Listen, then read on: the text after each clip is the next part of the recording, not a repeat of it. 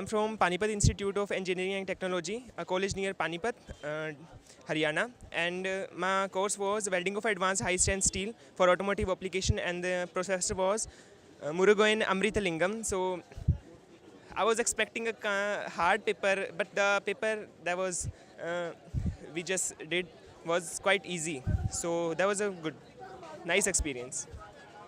So I was just searching about the online certification courses. So then I just strike about the NPTEL courses. I just came to know about this through a YouTube video.